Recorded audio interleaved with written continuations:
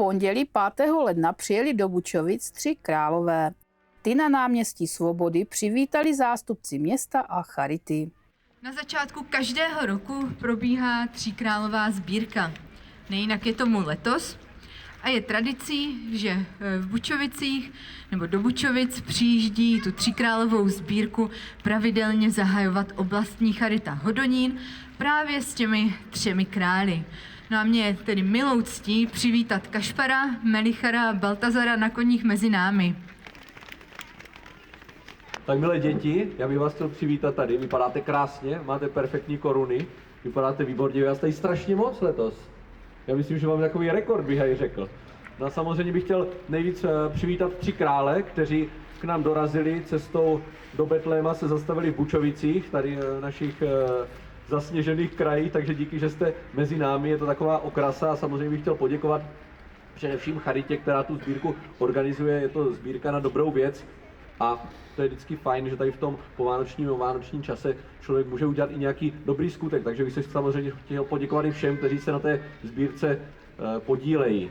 Jsme rádi, že se tady scházíme, jsme rádi, že tady nacházíme tolik štědrých lidí, kteří dokáží ušetřit peníze a darují je do pokleniček a tyto peníze pomáhají především tady v regionu, kde se sem ty peníze vracejí, takže neodchází sbírka někde pryč.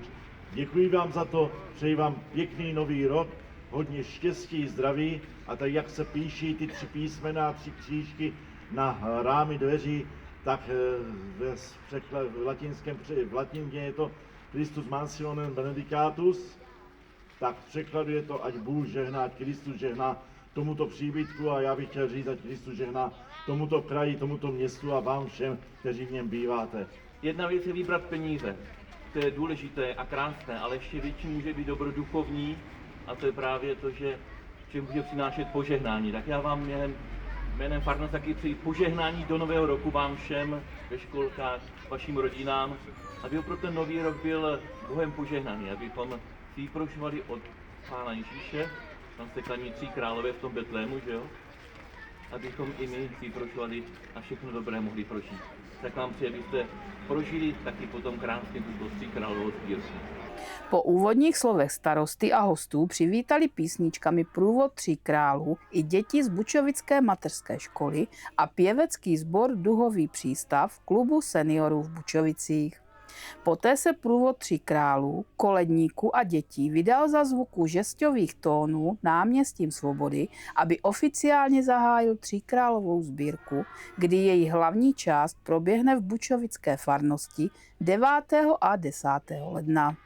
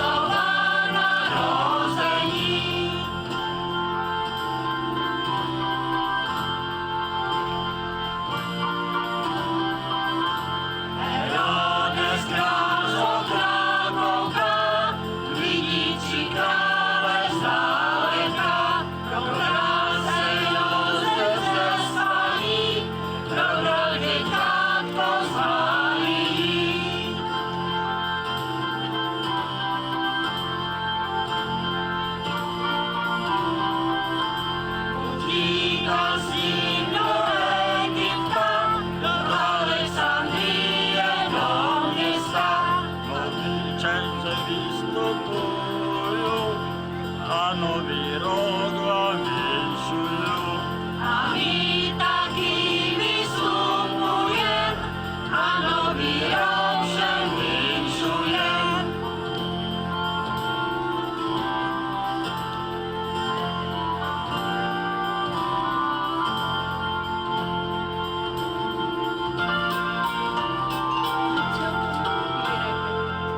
Ty zdraví, pokoj, slavný vinšujeme vám.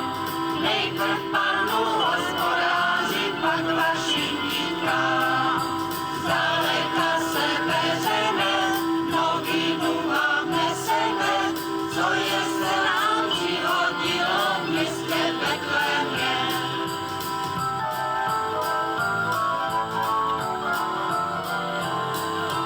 Narodil se nám synáček, posíláme k vám. Vy jste mu koledy dali, však já mu ji dám. Chlebíčka nechce vrátit, nakrmila ho máti, rašoárek neprodáte, máte pozadí.